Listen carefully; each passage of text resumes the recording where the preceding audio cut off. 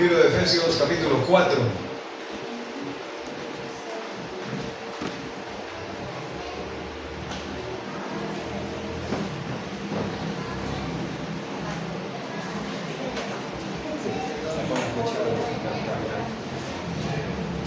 Efesios en el capítulo número 4.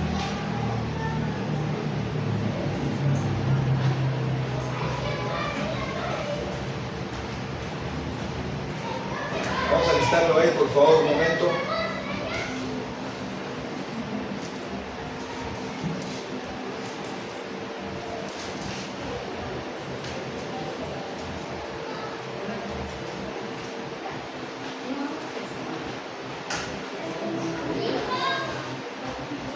Libro de Efesios en el capítulo 4. Es nuestro texto que tenemos allí para estudiar la palabra. Y la lectura que vamos a hacer en esta mañana está en los versículos del 7 hasta el versículo 11. Dice la palabra allí: pero a cada uno de nosotros fue dada la gracia conforme a la medida del don de Cristo, por lo cual dice: subiendo a lo alto llevó cautiva la cautividad y dio dones a los hombres. Y eso de que subió, ¿qué es? Sino que también había descendido primero a las partes más bajas de la tierra. El que descendió es el mismo que también subió por encima de todos los cielos para llenarlo todo. Y él mismo constituyó a unos apóstoles, a otros profetas, a otros evangelistas, a otros pastores y maestros. Cierra sus ojos ahí y vamos a orar con ánimo en esta mañana. Señor, gracias te damos en esta mañana por tu palabra. Gracias te damos, Señor, por este privilegio maravilloso que tenemos de tener tu palabra en nuestro idioma. Tenemos acceso en físico, digital, en audio, de tantas maneras tenemos acceso a tu palabra. Y queremos no desaprovechar esta oportunidad, sino queremos, Señor, al máximo aprovechar lo que tú tienes para nosotros y tu palabra expuesta, Señor. Danos un entendimiento abierto, dispuesto para recibir lo que tú tienes para nosotros, que tengamos disposición. Prepara nuestro corazón, prepara nuestra mente, nuestras emociones, nuestra voluntad, para que oigamos la palabra, la apliquemos, glorifiquemos tu nombre, la compartamos a otros, vivamos para ti, que es a lo que nos estás llamando cada día. Gracias te damos por esta mañana. Te pido, Señor, también que me des tus palabras para que hable en esta mañana como debo hablar. En el nombre de Jesús, amén y amén. Seguimos con nuestra serie de sermones de este libro de Efesios, epístola del apóstol Pablo a los Efesios, y podemos recordar un momento lo que hemos estado diciendo hasta este punto. La esencia del Evangelio no radica en lo que debemos hacer como creyentes, sino en lo que Él ya ha hecho por nosotros. Escúchelo bien. La esencia del Evangelio no radica en lo que el hombre debe hacer, sino en lo que Dios ya ha hecho por el hombre. Cuando usted mira la palabra y mira el Nuevo Testamento, igual como el Antiguo Testamento, ¿usted qué encuentra en juntos testamentos? Mandatos, requisitos, normas y obligaciones que están ahí ¿para qué? Solamente para que las leamos, solamente para que tratemos de memorizarlas o alguna vez estudiarlas. Normas, obligaciones, requisitos y mandatos que deben ser acatados y que deben ser cumplidos, obedecidos por nosotros como creyentes, y no que por obedecer somos salvos, y no que por acatar somos salvos, sino que como somos salvos, obedecemos, como somos salvos, cumplimos, acatamos lo que el Señor dice. Solamente los que el Señor llama, solamente los que el Señor capacita a fin de hacer las cosas para su gloria, en respuesta y en agradecimiento a lo que el Señor ya ha hecho por nosotros. No para ser salvos, es en respuesta, es en agradecimiento de lo que ya Él ha hecho por nosotros. Cada libro del Nuevo Testamento, especialmente las epístolas, nos enseñan bastante acerca de lo que Cristo ha hecho por nosotros como creyentes y nos exhorta a vivir para Él, a andar, como dice el versículo 1, yo pues preso en el Señor, os ruego que ¿qué? Que andéis como es digno de la vocación con que fuisteis llamados. Y cuando hablábamos en el sermón anterior, los dos sermones anteriores, esto de andar, habla de ¿qué? De vida práctica, ¿sí? De conducta, de vida diaria. Por eso estoy nombrando que tanto el Antiguo como el Nuevo Testamento contienen requisitos, normas, obligaciones, mandatos que están ahí para ser acatados, y eso tiene que ver con ¿qué? Con andar como es digno de la vocación con que hemos sido llamados. Usted ha leído tantas veces Efesios 2:10, ya lo estudiamos, lo recuerda, ¿no? Porque somos hechura suya, creados en Cristo Jesús para buenas obras, las cuales Dios preparó de antemano para que anduviésemos. Entonces, ¿qué hizo el Señor?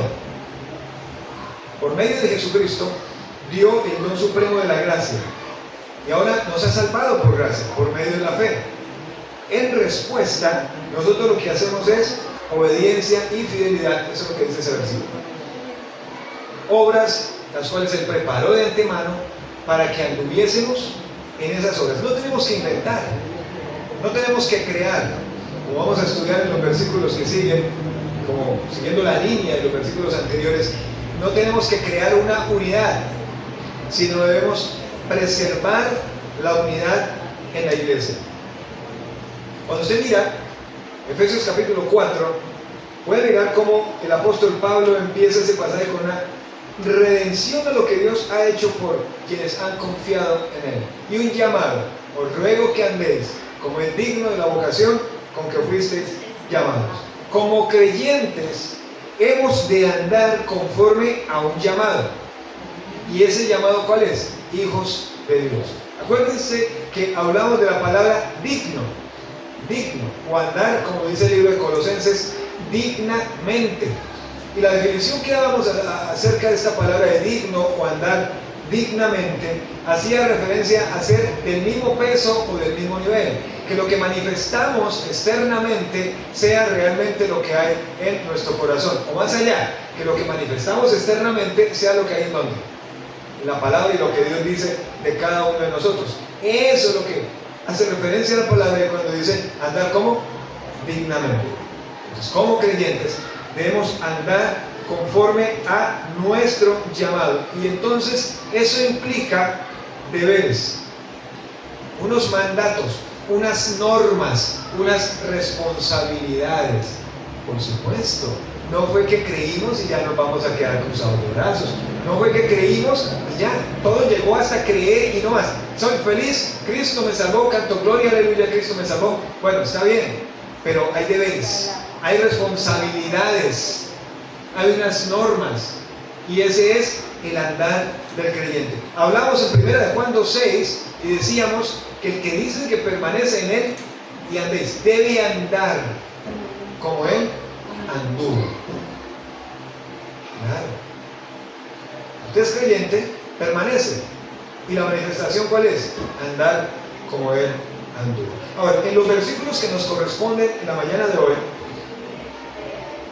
del versículo 7 al 11, el apóstol Pablo nos asegura aquí en estos versículos que como creyentes hemos sido, equipados de una manera individual.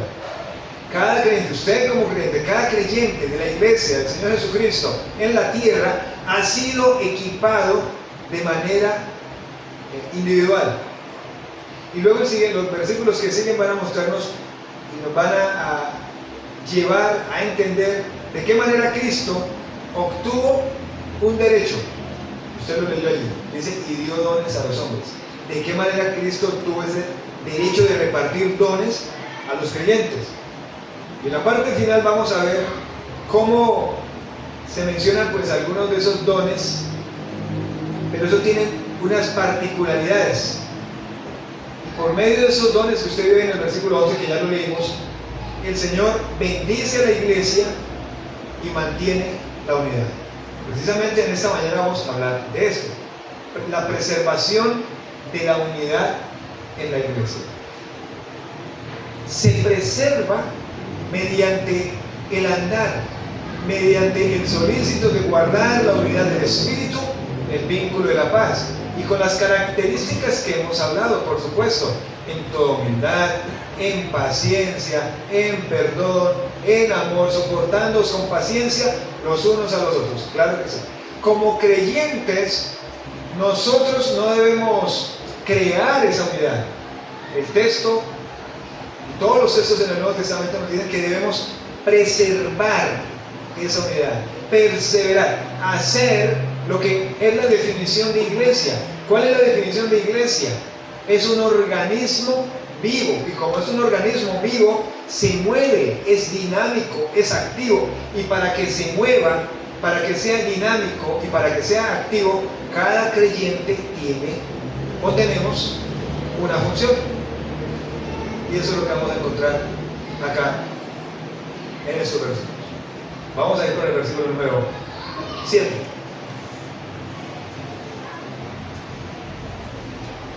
Versículo número 7.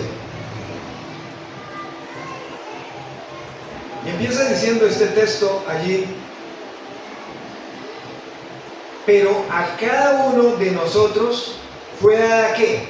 La gracia conforme a la medida del don de Cristo. La gracia conforme a la medida del don de Cristo. El primer aspecto que vamos a ver en estos versículos va del 7 al 11, pero lo vamos a explicar uno por uno. El Señor dio a cada creyente su gracia. El Señor dio a cada creyente su gracia. Y aquí empieza el versículo ¿cómo? Con pero. Pero. Se podría traducir a pesar de ello. Se puede traducir por otra parte. ¿Cómo así?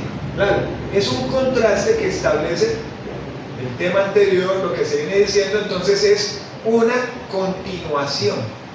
Pero a cada uno, ¿qué es a cada uno? Cada creyente, individual, cada creyente, cada creyente. ¿Qué le fue dado a cada creyente? ¿Qué dice ahí su versículo? La gracia, la gracia. Pablo aclara que Dios ha dado gracia o carisma, con el griego charis, un don o un favor inmerecido a cada creyente. Cuando habla de don es un carisma o una habilidad espiritual que como creyentes no merecemos. No es que lo merezcamos, no lo merecemos. Igual que la salvación es por gracia, no la merecemos y el Señor la ha dado al que cree. Ahora, los dones a cada uno, individualmente, cada creyente le fue dado la gracia. Y aquí en este texto la gracia es carisma, una habilidad espiritual que como creyentes no merecemos. Ahí en 1 Corintios 12, versículos 7 y 11, démosle una mirada rápido. 1 Corintios 12, 7 y 11.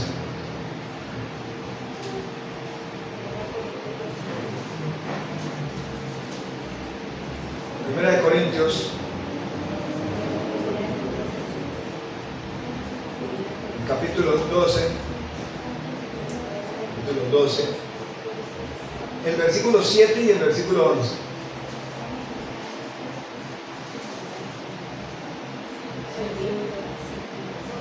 Dice, pero 1 Corintios capítulo 12, versículo 7, vamos a leer primero y después vamos a leer el versículo 11. El 7 que dice, pero a cada uno le es dada, ¿sí? A cada uno, como dice Efesios, a cada uno le es dada ¿qué? La manifestación del Espíritu para provecho. Ojo, pero no es provecho personal. ¿Provecho de qué? Si se trata de preservar la unidad entre creyentes, es para provecho de qué? Del cuerpo de Cristo, la iglesia. Versículo 11. Pero todas estas cosas las hace uno y el mismo Espíritu, repartiendo ¿cómo? A cada uno en particular, escuche bien eso o léalo allí, ¿cómo? Como Él quiere. Y yo creo que usted ya estará pensando ahí, lo que hay en muchos círculos llamados cristianos, donde ya hay cursos para hablar en lenguas, cursos para profetizar, cursos para hacer milagros, pero no es así, porque es para provecho de la iglesia y es como el Señor quiere, no como uno quiere o uno lo estudie o lo desee. Sigue diciendo el versículo allí de Efesios 4, versículo 7, conforme a la medida del don de Cristo. ¿Qué es eso? ¿Qué es eso de conforme a la medida del don de Cristo? Bueno, pues que el Señor Jesucristo ha medido el don de cada creyente en su proporción exacta. ¿Cómo así? El Señor ha medido el don de cada creyente en su proporción exacta. Como dice, no lo busquen, Romanos 12:3, por lo cual dijo, pues por la gracia que me da a cada cual que está entre vosotros, que no tenga más alto concepto de sí que el que debe tener, sino que piense de sí con cordura, conforme a la medida, y ahí vuelvo y hablo, conforme a la medida de fe que Dios repartió a cada uno. ¿Qué quiere decir eso? Que la proporción exacta de gracia para habilitar de Dios está vinculada con la proporción exacta de fe para actuar en el creyente. Entonces, ¿la gracia es de quién? De Dios. ¿La fe de quién? Del creyente. Pero el Señor es la fuente de muchas cosas. ¿El Señor es la fuente de qué? De esa gracia. ¿Y el Señor es la fuente de qué? De esa fe. Ahora, antes de continuar acá, debemos preguntarnos lo siguiente. Sí, debemos preguntarnos lo siguiente. ¿Sabe cuál es su don espiritual? ¿Sabía usted que como creyente el Señor le ha dado no solamente salvación como regalo, sino que le ha dado también ¿qué? Un don o dones espirituales? Ahora, más allá, ¿sabe usted que no los merece? Bueno, también, ¿sabe usted cuál tiene? ¿Sabe usted cuál es su don espiritual? Y son los dones que están ahí en la Biblia, en Romanos 12, en 1 Corintios 12, estos de Efesios 4 y el texto de 1 de Pedro 4:10. Pero a veces hablamos de don, es que tiene el don de pintar. Eso no es un don. Hay que hacer una diferenciación en el don de qué. Dones espirituales, valga decir dones espirituales y habilidades. Los dones espirituales, ¿quién los da? ¿Qué leímos? Dios, para provecho del cuerpo de Cristo, ¿cierto? Y los talentos o los aprendemos o nacemos con ellos. Podría ser entonces una habilidad. Pregunto en esta mañana nuevamente, ¿sabe usted el don espiritual que usted tiene? ¿Sabe? ¿Lo tiene identificado? ¿No lo sabe? ¿Cuánto tiempo lleva de creyente?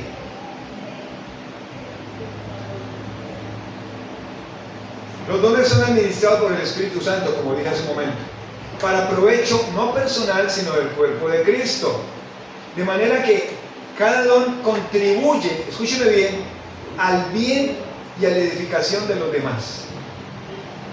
Y así se preserva la unidad del cuerpo de Cristo. Ahora, si usted no sabe cuál es su don, no podemos preservar la unidad. Si usted no sabe cuál es su don, ¿qué puede pasar? Cuando hablamos de los dones me llama la atención lo que dice 1 Corintios 4, versículo 1 y 2, que dice, téngannos los hombres por administradores de Dios. Dice, y administradores de los dones de Dios. Y ahora se requiere que los administradores, cada uno sea hallado fiel. Y podemos recordar cómo llevaban las embarcaciones antiguamente. Y las embarcaciones antiguamente las llevaban con unos hombres que se llamaban los remeros. Se llamaban los remeros. Usted al final va a darse cuenta que somos remeros de Cristo. Pero también se va a dar cuenta de otro detalle que le voy a nombrar acá. Los remeros. Entonces, necesitaban llevar una embarcación de un lugar a otro, utilizaban los remeros. Dependiendo lo grande de la embarcación, lo pesada de la embarcación, entonces vamos a suponer lo siguiente, 10 remeros a un lado y 10 remeros al otro. Bueno, ahí vamos bien.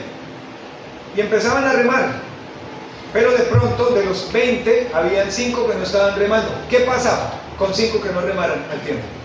¿Qué pasaba con 5 que no remaran? Es más, con uno que no remara, ¿qué pasaba? ¿Avanzaban? Sí avanzaban. ¿Llegaban? Sí llegaban, pero llegaban a tiempo. Llegaban al sitio que era, se hacía difícil el llegar. Muy bien, el Señor nos dice también que nosotros somos remeros de Cristo, de Él. Pero cuando no sabemos la función que tenemos, no llegamos. Se hace difícil llegar, avanzar, hay dificultades, discusiones, contiendas. ¿Cómo cree usted que se sentían esos remeros de la antigüedad diciéndole al que no estaba remando? ¿Contento le decían? Yo creo que lo regañaban, ¿no? Apúrele, reme. ¿Por qué? Eso ocasionaba que tenían que hacer el doble de fuerza para suplir la fuerza que hacía falta. ¿Qué pasa cuando en el cuerpo de Cristo no todos tenemos, uno, identificado el don, y como no tenemos identificado el don espiritual, no remamos? ¿Qué pasa? ¿Qué dicen ustedes? ¿Qué pasa? Se estanca todo. Muy bien, muy bien. Entonces después el creyente pregunta, pero me siento estancado. ¿Y por qué la iglesia está estancada? Pero no está estancada por cosas externas. Y una iglesia local no se estanca por cosas externas. Se estanca gracias a los creyentes que están dentro de la iglesia, que por no identificar su don, no hacen lo que les corresponde, entonces no reman. Y entonces siempre reman 2 o 3. Y esos 2 o 3 o 5 deben suplir lo que los otros deben también estar remando. Pero entonces el que no rema, ¿qué hace? ¿Está qué haciendo? ¿Qué haciendo? Exigiendo y exigiendo, pero no identifica su don espiritual. 1 Corintios capítulo 12, nuevamente, versículo 12,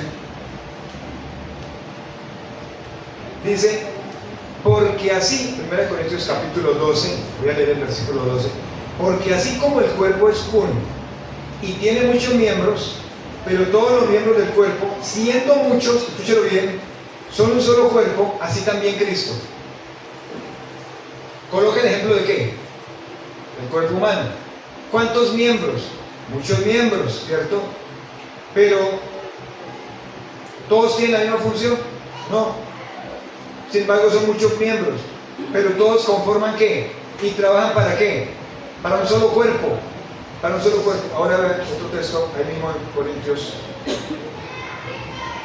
del versículo, rápidamente acá del 18 en adelante, quiero leer algo, dice, mas ahora Dios ha colocado los miembros, cada uno en el cuerpo como Él quiso. Porque si todos fueran un solo miembro, ¿dónde estaría el cuerpo? Pero ahora somos muchos los miembros, pero el cuerpo es uno solo.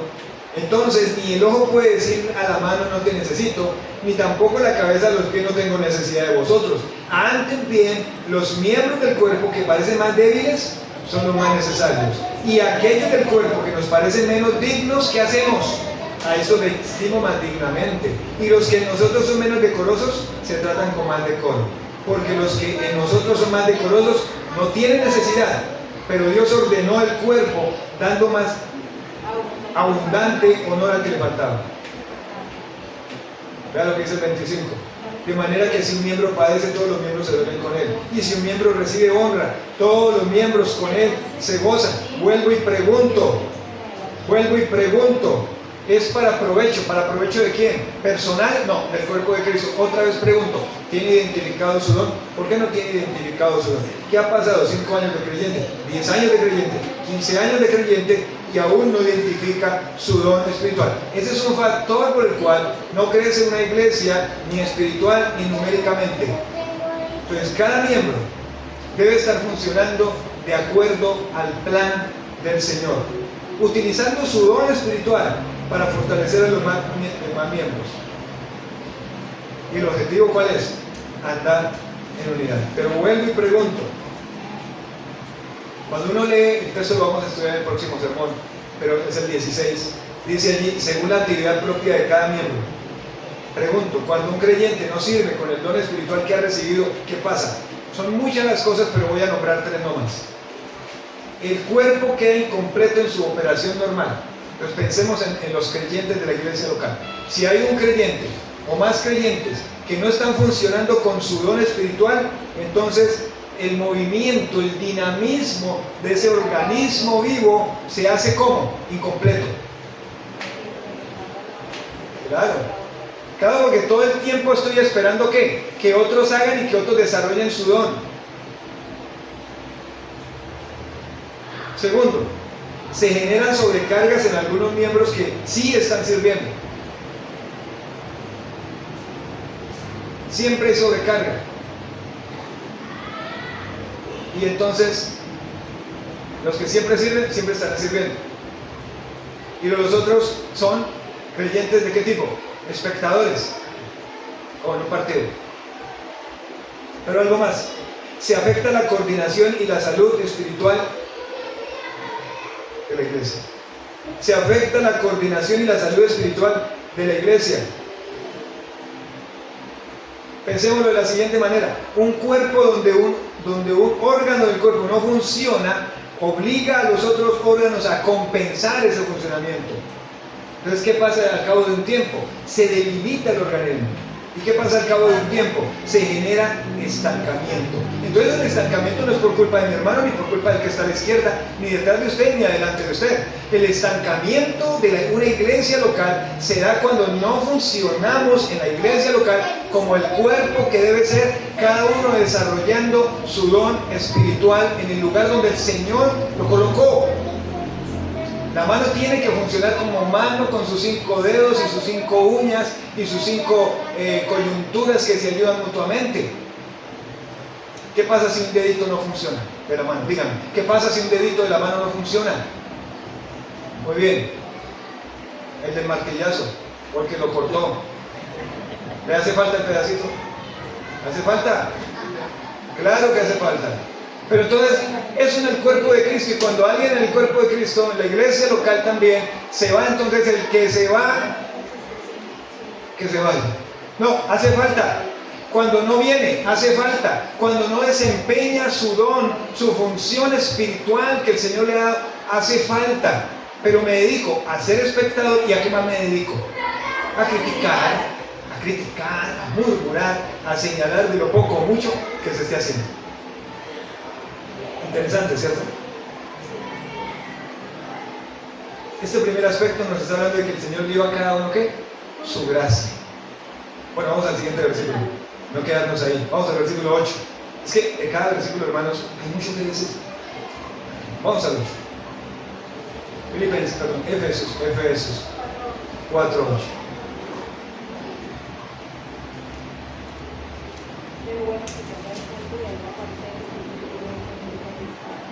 Por lo cual dice, ¿qué dice? Subiendo a lo alto. ¿De quién viene hablando?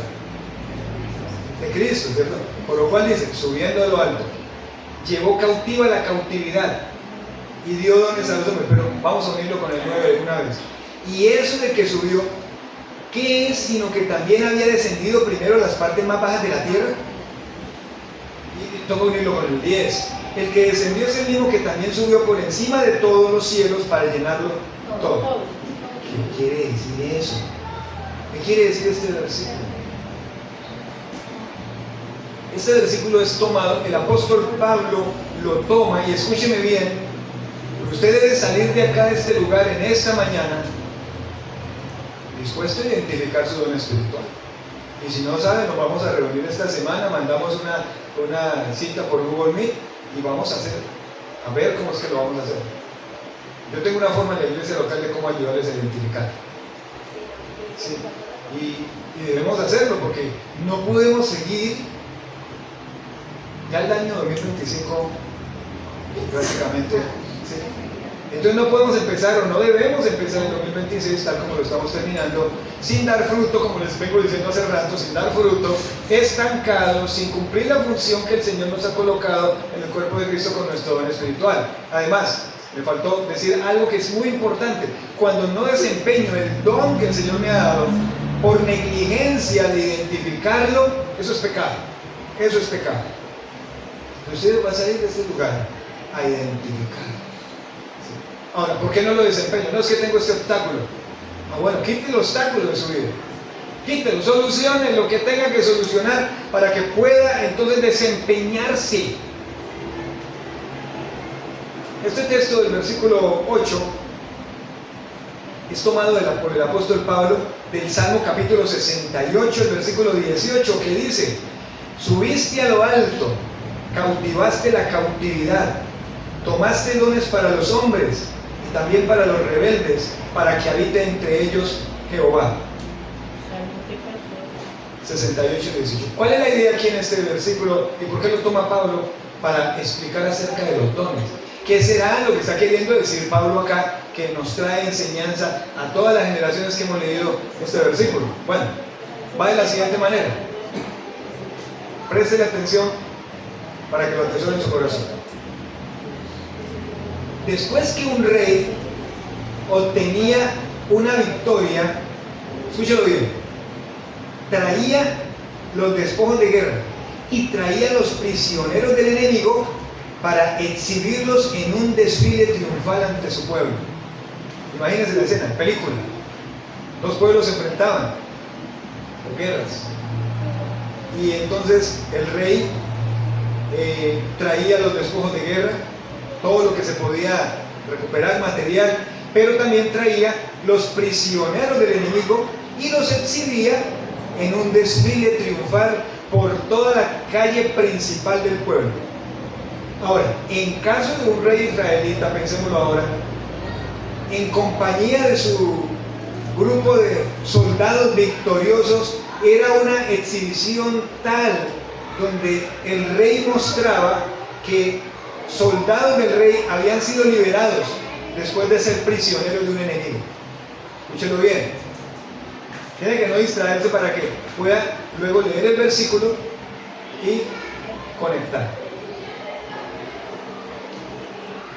Cuando un rey salía a la batalla contra otro rey, un ejército contra otro ejército, el ejército ganador traía los despojos de guerra y traía los prisioneros del enemigo para exhibirlos en un desfile triunfal delante del pueblo. Y todo, pues el pueblo ganador y la gente con sus soldados que eran bravo, victoria. Ahora, en caso de un rey israelita, en compañía de su séquito real, ellos atravesaban la santa ciudad de Jerusalén y subían hasta un monte, al monte de Sion.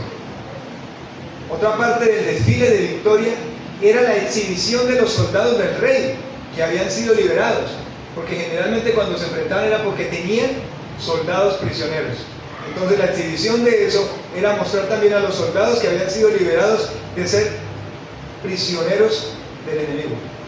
A estos hombres Pablo hace referencia como cautivos. Vamos a leer el versículo y lo sigo explicando. Vamos a leerlo otra vez. 4:8. Por lo cual dice, subiendo a lo alto llevó cautiva la cautividad y dio dones a los hombres.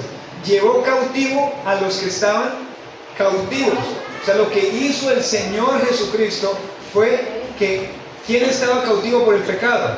Nosotros estábamos cautivos, creyentes, que ahora somos creyentes, cautivos por el pecado, prisioneros y de Satanás y esclavizados por Satanás. Y nos cautivó ¿para quién? Para Él. Llevó cautiva la cautividad. Por eso dice allí el texto, subiendo a lo alto, representa a Cristo como un Cristo triunfante que regresa de la batalla en la tierra a la gloria celestial con un botín y unos trofeos. ¿Cuál es ese botín y esos trofeos? Esos trofeos somos los que ahora somos creyentes. En su crucifixión y resurrección, escúchelo bien, Jesucristo conquistó venciendo a Satanás, al pecado, a la muerte, y por esa gran victoria llevó cautiva la cautividad, llevó cautivos a los que estaban cautivos por el pecado. Esos cautivos estaban compuestos por los que éramos prisioneros de Satanás, pero ahora somos cautivos ¿de quién? De Cristo. Ahora luego dice, y dio dones a los hombres. Todos los creyentes del planeta Tierra, creyentes en Cristo Jesús, salvos por gracia, por medio de la fe, eran los que estábamos cautivos. Y nos ha cautivado para Él. Y luego dice, y dio dones a los hombres.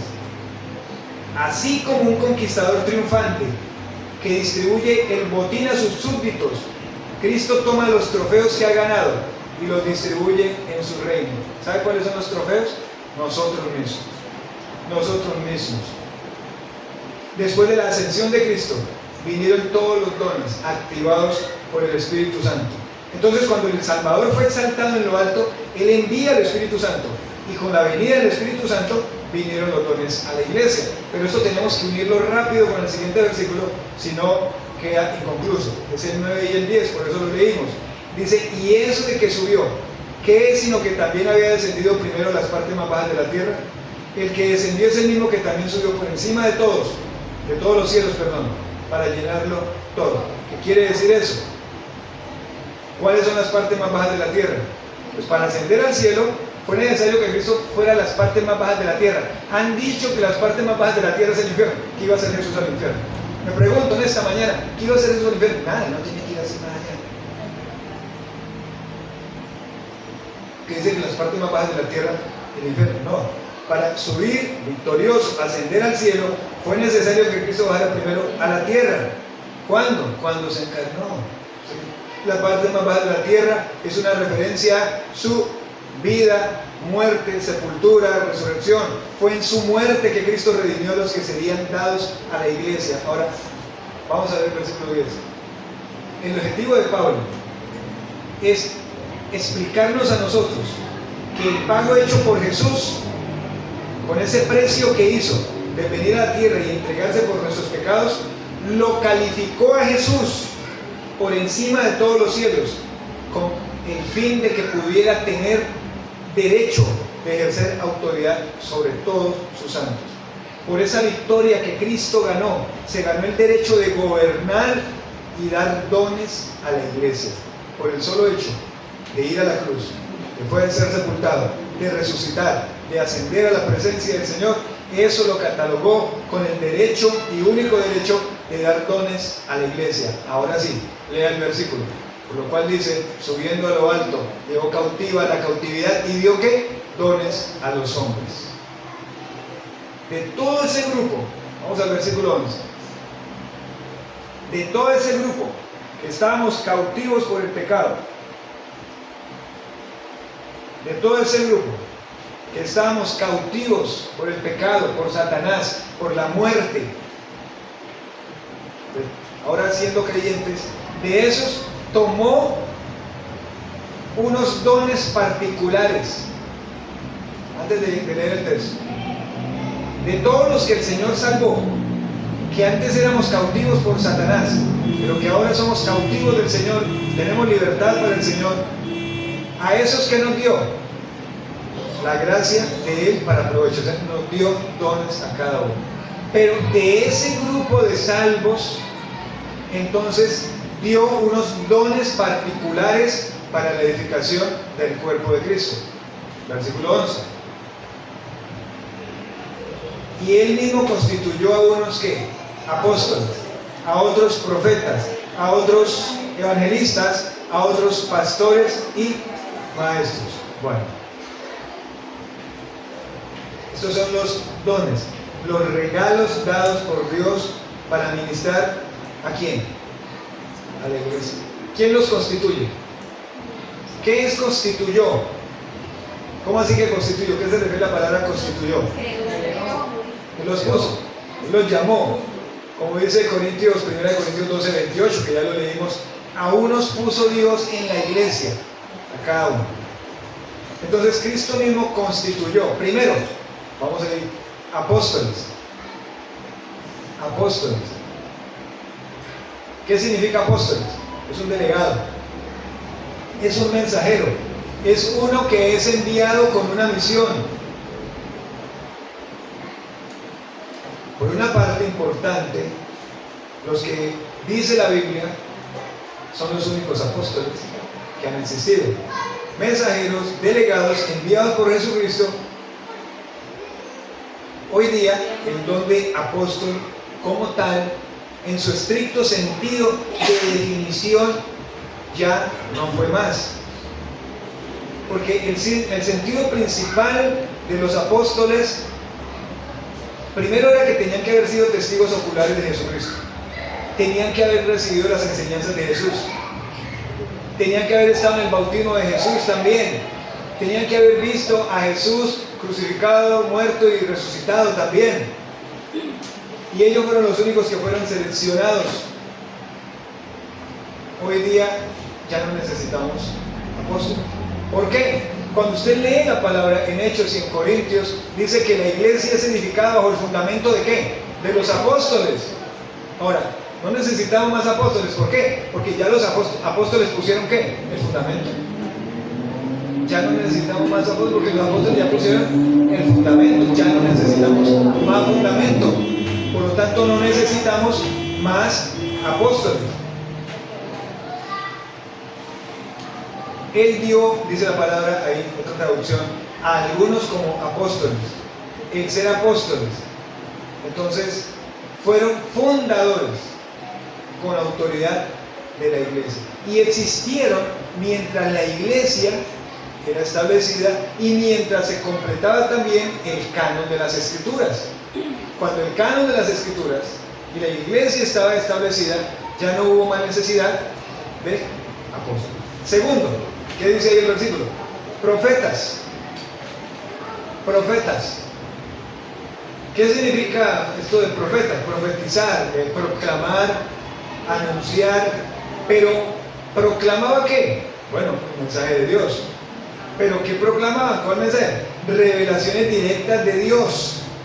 ¿Y por qué aparecen todavía en los días del principio de la iglesia?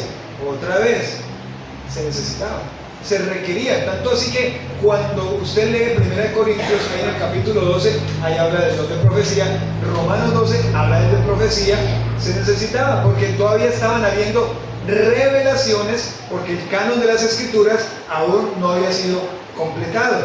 Entonces, este don de profetas, como el de apóstol, ya su uso ha pasado. Ya no necesitamos nuevas profecías, ya no necesitamos nuevas revelaciones, porque ¿dónde tenemos la revelación que necesitamos? Lo tenemos ya en la palabra de Dios. Pero dice más allí que a otros puso como evangelistas. ¿Qué es un evangelista? Ustedes ven evangelistas ahí en el Nuevo Testamento. ¿Un portador de qué? Se puede decir del evangelio o un portador de buenas nuevas. Y estos individuos lo que hacían era que llevaban las buenas nuevas del evangelio, las buenas noticias de la obra completa de Cristo, su muerte, sepultura, resurrección y ascensión. Y ellos, dice el texto, que hablaban y enseñaban de lo que habían escuchado. Podemos recordar a un evangelista en el Nuevo Testamento, a Felipe,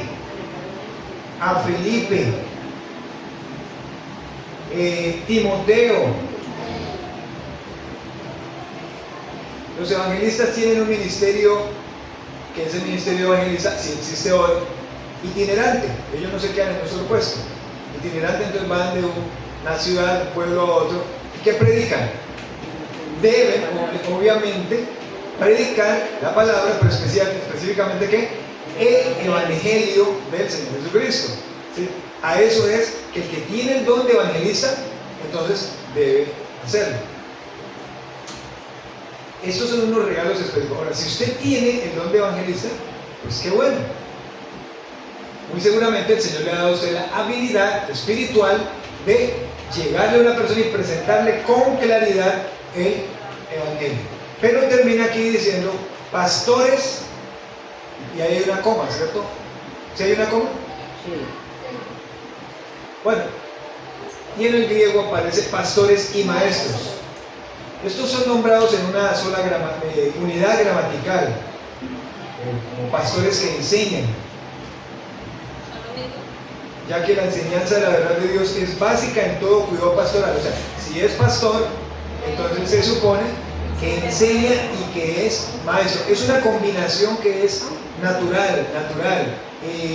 Ambas funciones, pastor y maestro, son combinadas y ejercidas por el pastor, por un obispo, de los que nombra la Biblia, por un presbítero que nombra la Biblia, por un guía, por un sobreveedor, términos que solamente encontramos en el Nuevo Testamento. Cuando usted ve allá en 1 Pedro 5, 1 y 2, que dice a los ancianos apacentar la grey de Dios, esos mismos ancianos son ¿qué? Pastores. ¿Y apacentar qué es?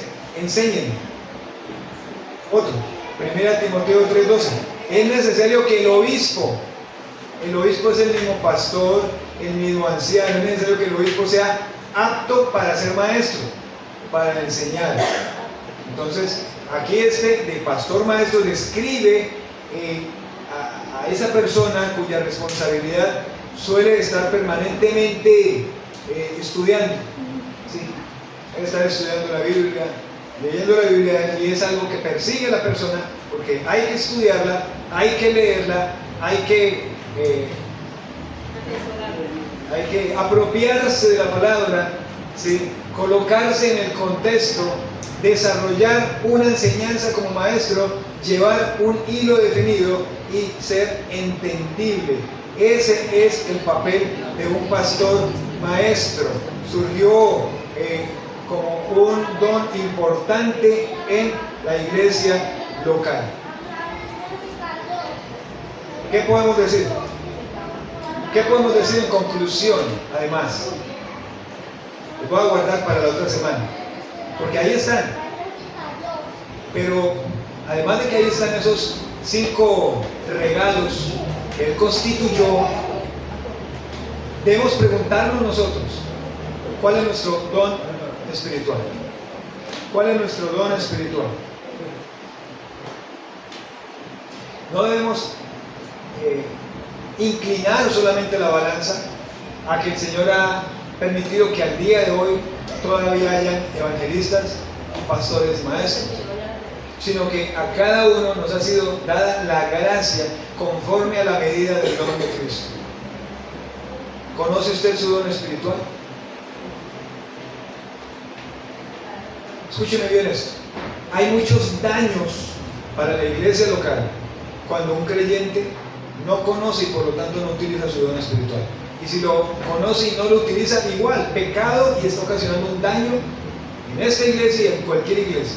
Pues eso no es solamente que me voy, no, a donde vaya, llega, y si no ejerce lo que el Señor le ha dado, es un daño donde quiera que vaya. Nuestro vivir debe ser para quién? Nuestro vivir debe ser para Cristo. Debemos dar gracias al Señor porque el Señor ha dado unos regalos específicos a la iglesia para que se realice la misión de la iglesia en el mundo. Evangelistas, pastores y maestros. Pero usted, como remero de Cristo, el Señor le dice: téngannos los hombres por servidores de Cristo y administradores de los dones de Dios, de los misterios de Dios. Ahora bien, se requiere de los administradores que cada uno sea hallado fiel, confiable. Pero qué fiel y qué confiable puedo ser como creyente de lo que el Señor me ha dado cuando ni siquiera lo identifico y no me he tomado la molestia de identificarlo. Y muy seguramente salgo en esta mañana de acá y voy a salir a no identificarlo, y a no hacerlo. Pues un día el Señor, usted se va a presentar delante de Él y el Señor le va a decir qué hizo con el don. ¿Y usted cree que la respuesta para Él va a ser porque no sabía? El domingo nos estaban predicando acerca de eso y nos dijeron cómo lo podíamos, pero el tiempo se había acabado. Nos dijeron que nos mandaba una dirección por Google y no nos la mandaron. ¿Usted cree que eso va a ser excusa? ¿Cuánto tiempo de creyente? ¿5? ¿5 años? ¿10? ¿Por qué no ha desempeñado su don? Ah, pastor, no lo conozco. ¿Por qué no se tomó la molestia de identificarlo? Es que no sé cómo. ¿Por qué no ha preguntado? ¿Por qué no ha preguntado? Dios dio unos regalos, claro, para edificar a la iglesia, pero a cada uno nos dio un don o dones conforme a la medida que Él repartió a cada uno. Colóquese de pie, por favor. De esa manera es que se preserva la unidad en la iglesia local. Colóquese de pie, colóquese de pie. Colóquese de pie, por favor. Vamos a orar, colóquese de pie. Señor, oramos en esta mañana para darte gracias. Gracias, Señor, por tu amor. Gracias te damos, Señor, por tu palabra. Gracias te damos, Señor, por tu fidelidad, tu verdad, tu bondad para nosotros. Gracias porque nos ayudas en la palabra a que identifiquemos cuál es la manera de preservar la unidad Gracias, Señor, porque cuando éramos cautivos del pecado, de Satanás, de la muerte, nos libraste y nos cautivaste para ti, nos diste libertad y nos diste dones espirituales para provecho de la iglesia local.